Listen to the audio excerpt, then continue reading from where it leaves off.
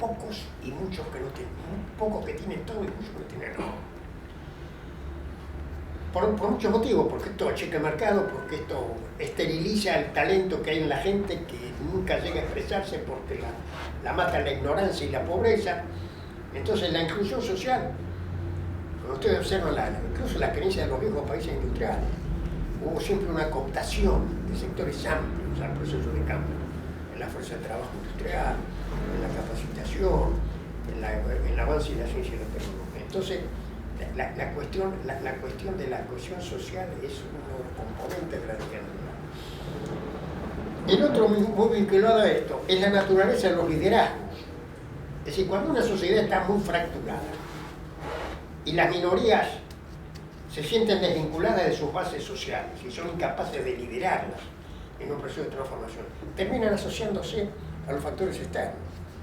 Terminan siendo satélites, apéndices del sistema de dominación internacional, que en definitiva contribuye al fortalecimiento de su propia posición interna.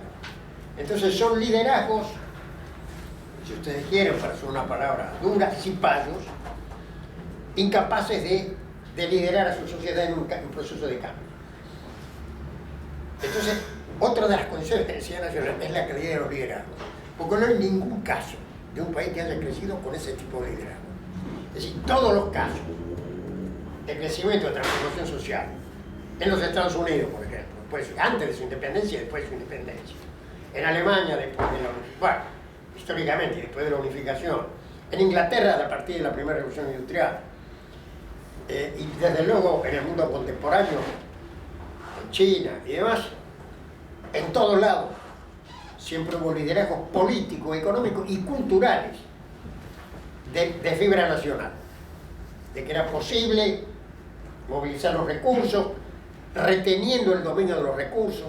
En ningún caso se alienó, se vendieron los recursos fundamentales, en todos los casos se retuvo en manos nacionales, privadas y públicas el dominio de los recursos fundamentales, y el proceso de tecnología se realizó con un proceso de captación de lo de afuera, incorporándolo al propio acervo, aprendiendo a hacer, lo que Jorge Sábato, el famoso tecnólogo argentino, llamaba el triángulo, la relación entre la producción, el sistema de ciencia y tecnología y las políticas públicas.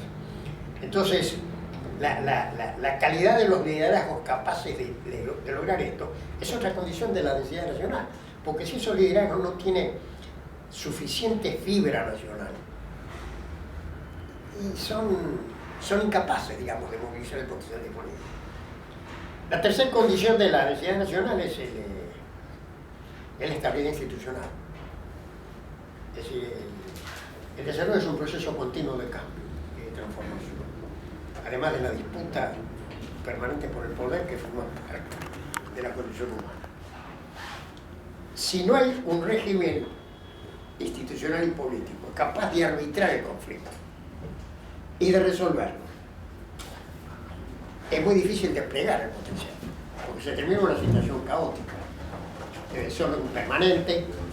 Entonces la estabilidad institucional bajo distintos tipos de regímenes, porque uno analiza, por ejemplo, la historia institucional de países exitosos, la historia de los Estados Unidos, la historia de China ahora, la historia de Corea, la historia de Alemania, bajo distintos tipos de regímenes, repúblicas democráticas constitucionales, monarquías, gobiernos autoritarios, en la experiencia china, el régimen tan especial, este régimen chino, pero en todos los casos estabilidad institucional.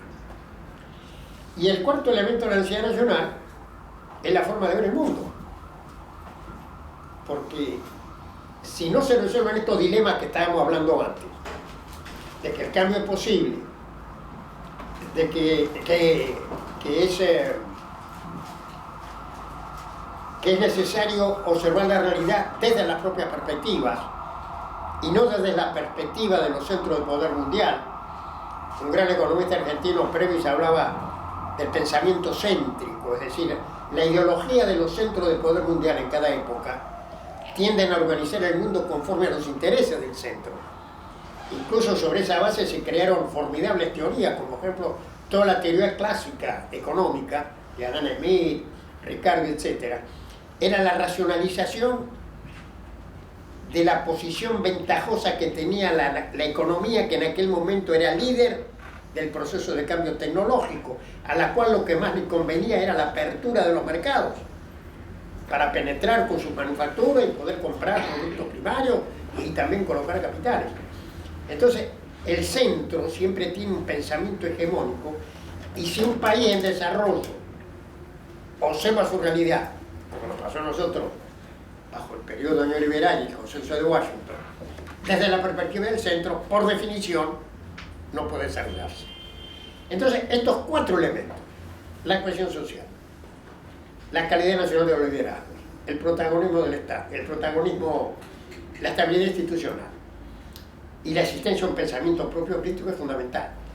Y entonces uno advierte que una cosa que caracteriza las diferentes trayectorias de los proyectos nacionales y populares, esta es una hipótesis, pero yo creo que se puede comprobar, que caracteriza la diferencia y caracteriza el éxito también de estos procesos de transformación en Asia respecto de los nuestros, es que tienen más densidad nacional que nosotros, tienen sistemas sociales más cohesionados, tienen liderazgos con una fuerte impronta nacional, tienen estabilidad institucional, tienen un pensamiento crítico. Ninguno de estos países se compró el consenso Washington.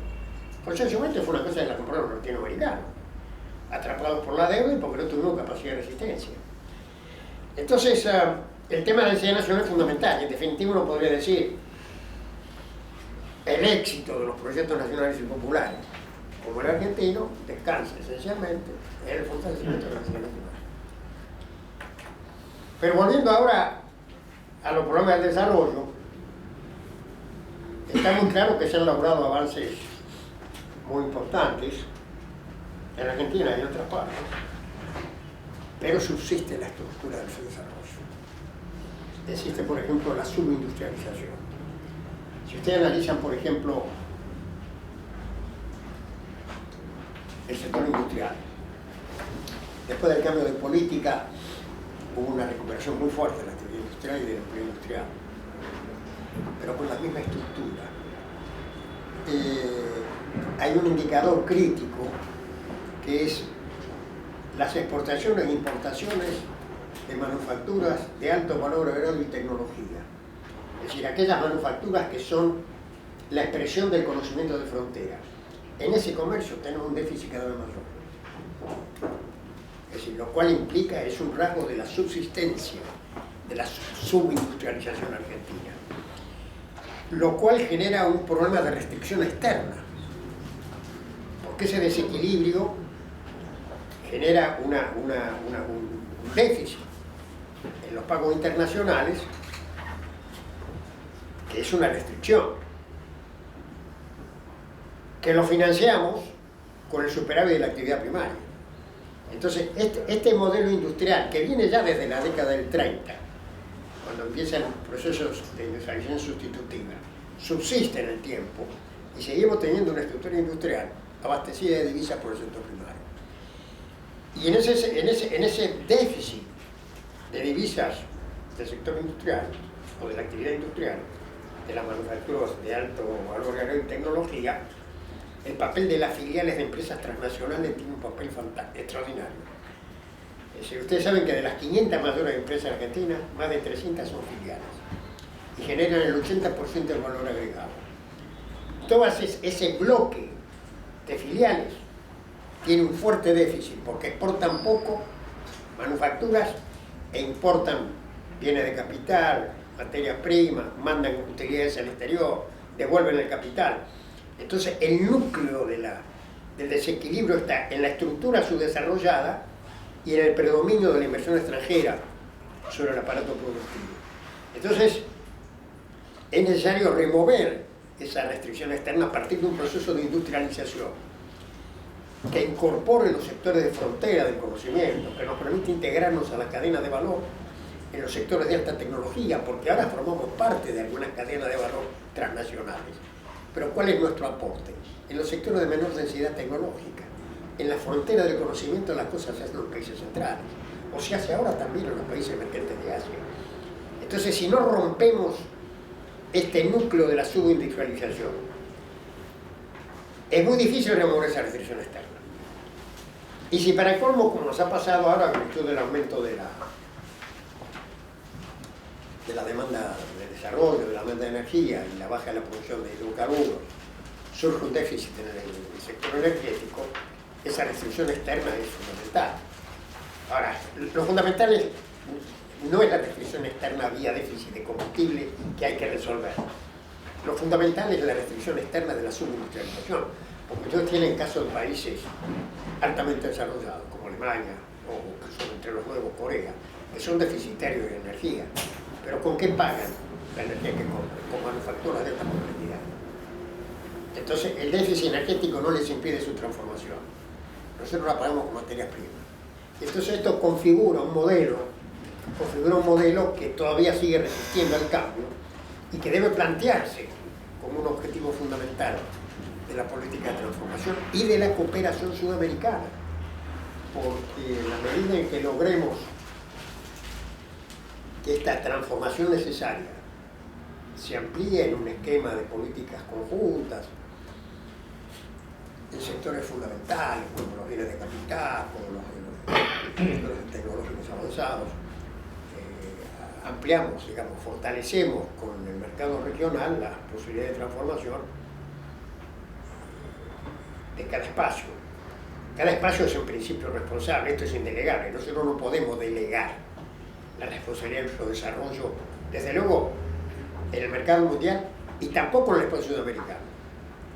Porque hay cosas que se tienen que hacer necesariamente de fronteras para adentro, pero en el espacio sudamericano, podemos decir, no se trata de ceder soberanía a un mecanismo supranacional sudamericano. Se trata de fortalecer la soberanía de cada uno y generar conjuntamente espacios de rentabilidad y de crecimiento para que las posibilidades de cada uno se amplíen en el mercado regional. Entonces hay una serie de cuestiones que hacen a la estructura productiva y a esta restricción externa que deben solucionarse. Y esto lleva a otra cantidad de cuestiones. Es decir, esta estructura subindustrial es un obstáculo también para la integración territorial, para resolver este desequilibrio que tenemos en el nivel de desarrollo de las regiones. Es un obstáculo para integrar el mercado de trabajo. Entonces tenemos allí, digamos, después de estos logros que se ha tenido en la trayectoria del proyecto nacional y popular que es el modelo K, seguimos con estos problemas de estructura que se deben remover, porque si no van a ir generando progresivamente tensiones que pueden ser inmanejables. Y esto está muy acompañado con otro desafío importante que confrontan en general estos modelos nacionales y populares y confrontan el modelo argentino, que es el riesgo del desvío de los equilibrios básicos. Por eso yo planteé ya hace 30 años el tema aquel de vivir con lo nuestro, que no es una forma de estar ajeno al mundo, porque como dije al principio, no se puede estar afuera del mundo, hay que estar en el mundo. El problema es cómo está uno en el mundo. Y para estar en el mundo, otra vez hay que estar en el dominio de la propia realidad. Y para estar en el dominio de la propia realidad hay que estar parado primero en los recursos propios. Y después traer recursos complementarios del exterior.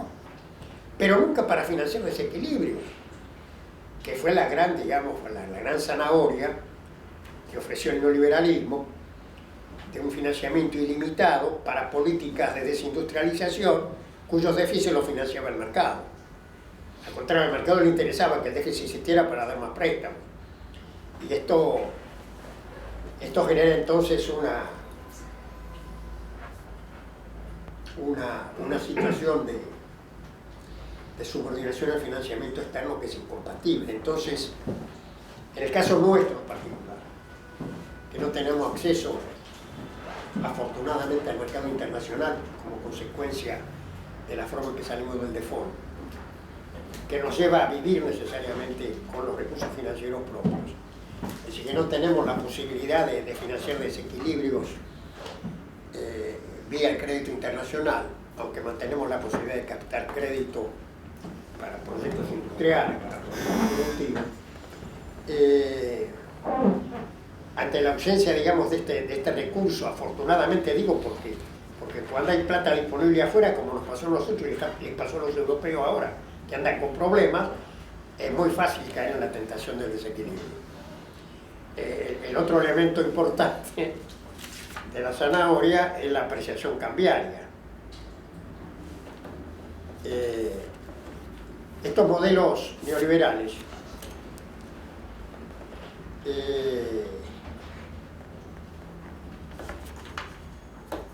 suelen operar con tipos de cambio sobrevaluados, es decir, donde todo lo que viene de afuera es más barato. Y hay un gran economista brasileño, Luis Pereira, que llamó eso el populismo neoliberal. Como pasó en la década del 90 con el 1 a 1. ¿Cuánta gente se entusiasmó con el 1 a 1? Importar las cosas de afuera, viajar al exterior, la gente que nunca había viajado. Bueno, la compensación de esa apreciación cambiaria fue la desindustrialización, el deterioro social, la deuda externa y finalmente la crisis. Entonces, el tema de mantener las cuentas internas en orden es fundamental. Y el riesgo que corre un proyecto de esta naturaleza, entrar en los desvíos de estos equilibrios básicos. Por ejemplo, en nuestro caso, dedicarle mucho dinero a los subsidios en la energía o algún otro tipo de gastos que no es la mejor calidad de gasto que podemos tener y que probablemente favorece a sectores que no necesariamente tienen que ser ayudados. Entonces yo creo que hay un problema de gestión de la política fiscal y hay un problema también de tipo de cambio. Yo creo que ha habido un proceso de apreciación prolongado que no se resuelve con una devaluación masiva ni mucho menos, pero del cual el gobierno está tomando nota con este ajuste de la paridad nominal que en los últimos tiempos está acompañando el aumento del nivel de precios, no el que estima el INDEC, sino el que se supone que rige, porque por lo menos está determinado por el aumento de los costos laborales. Entonces quiero decir esto, que ¿cuáles son los desafíos? ¿Cuáles son los desafíos del modelo nacional popular? Son los problemas de la estructura productiva, son los problemas de la industrialización, son los problemas de tener la casa en orden, de mantener bajo control las variables fundamentales del sistema para que se puedan desplegar las políticas que son propias del proyecto nacional y popular, las políticas de inclusión social, de desarrollo, de transformación productiva. Así que yo diría que estos son algunos de los grandes temas. Y surge entonces la agenda de la transformación. Y la agenda de la transformación, bueno, incluye la política de inversiones.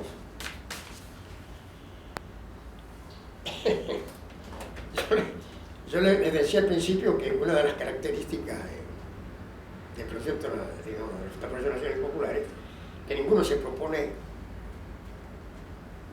alcanzar sus objetivos fuera de la economía de mercado. Ni siquiera Venezuela, que es el único país que ha avanzado más en la radicalización del mensaje, y se habla del socialismo del siglo XXI, tampoco se contempla vivir una economía de mercado. Es una economía en que coexisten los intereses privados y las políticas públicas. Y el tema es cómo las políticas públicas logran que los intereses privados generen inversión, generen cambio técnico, habiendo espacio de rentabilidad en los sectores de la transformación, en los sectores que requieren políticas públicas para ser desarrollados porque no existen o están insuficientemente desarrollados.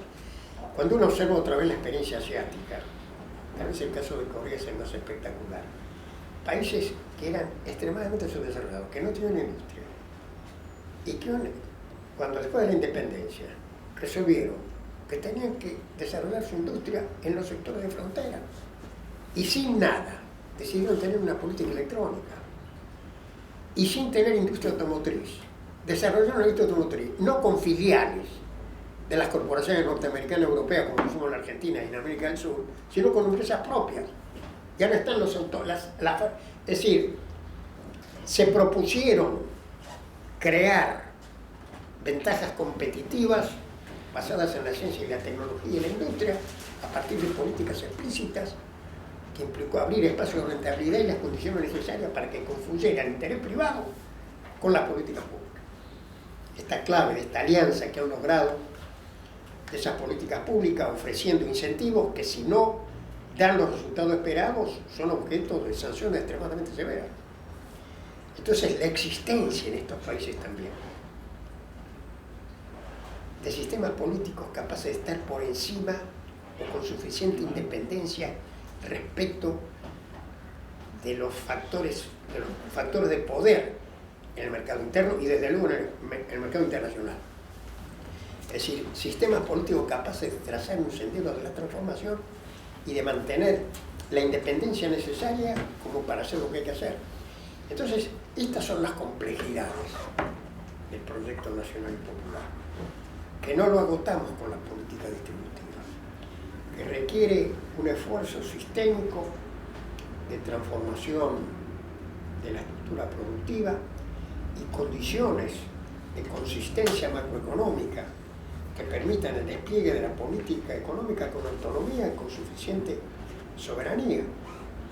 Y esto me lleva a dos comentarios finales. Uno respecto del de la ingeniería política del proyecto nacional y popular, que es un poco la clave de la cuestión. Cómo se logra la convergencia, en principio, por definición. La inmensa mayoría de la sociedad argentina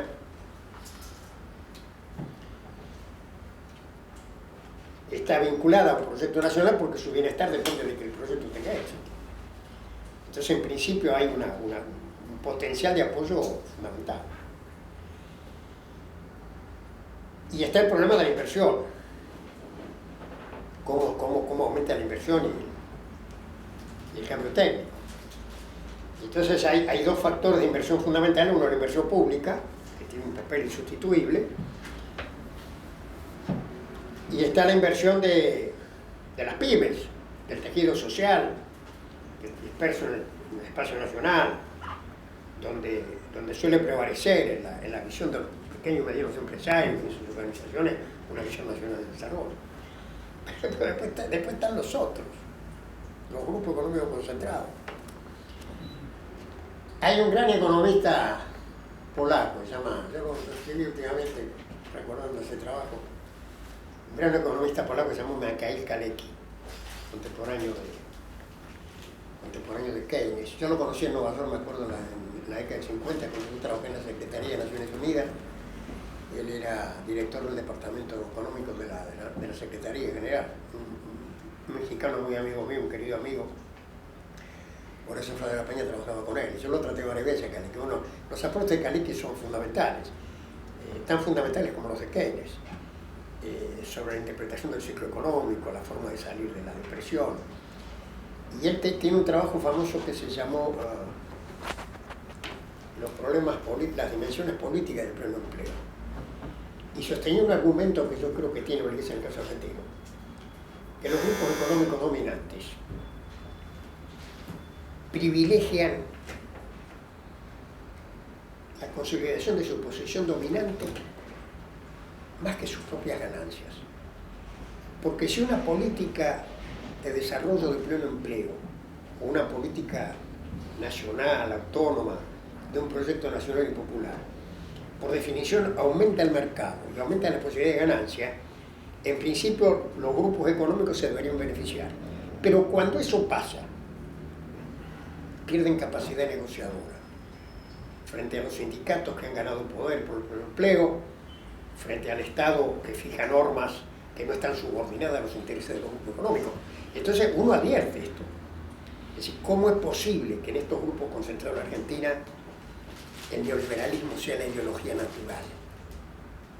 Durante todo el periodo de la hegemonía liberal, cuando se estaba destruyendo buena parte de la riqueza argentina, siguieron sosteniendo las mismas ideas. Y ahora buena parte de la resistencia al proceso de cambio proviene de la misma situación. Entonces, ¿qué hace un gobierno, un proyecto nacional y popular para administrar esa situación? Y de alguna manera cooptar estos grupos, porque estamos en una economía de mercado. Y así yo creo que otra vez la experiencia asiática es interesante. Yo creo que lo que hicieron fue abrir espacios de rentabilidad bajo la conducción de las políticas públicas y cooptar en ese proceso de transformación a los grupos que tenían posición dominante en la estructura anterior. Entonces yo creo que este es un punto muy importante de la ingeniería política del desarrollo económico de un proyecto nacional y popular. Cómo se moviliza la inversión de las pymes, cómo se dinamiza la inversión pública y cómo se logra cooptar a estos sectores en un proceso dinámico de acumulación, de crecimiento. Y esto es un proceso complejo, pero que es la realidad.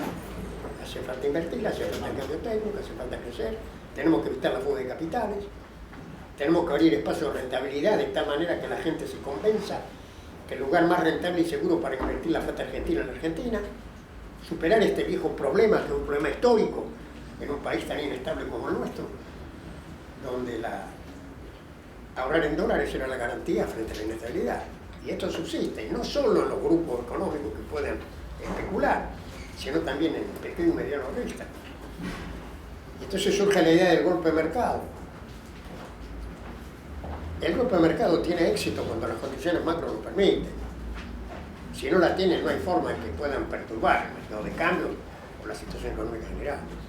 Entonces yo creo que hay, es decir, la ingeniería política del despliegue de un proyecto nacional y popular tiene que atender a estas complejidades, porque si queda encerrado en los objetivos distribucionistas o en la manifestación, digamos, de la confrontación, de la autonomía frente a los poderes fácticos, sin resolver los problemas estructurales y los eventuales desvíos en la macroeconomía, termina generando una situación difícil.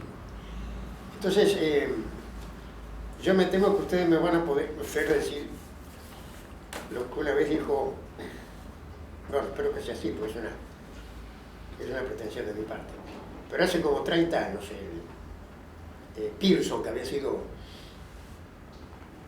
primer ministro de Canadá, organizó un grupo económico de economistas del tercer mundo para hacer un informe económico que tuvo mucha repercusión en la época.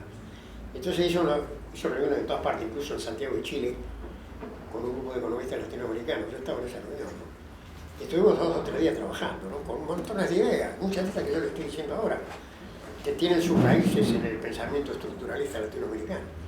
Y cuando terminamos, Pearson dijo, bueno, dice, yo les agradezco mucho, dice, estoy igualmente confundido, pero a un más alto nivel. Lo de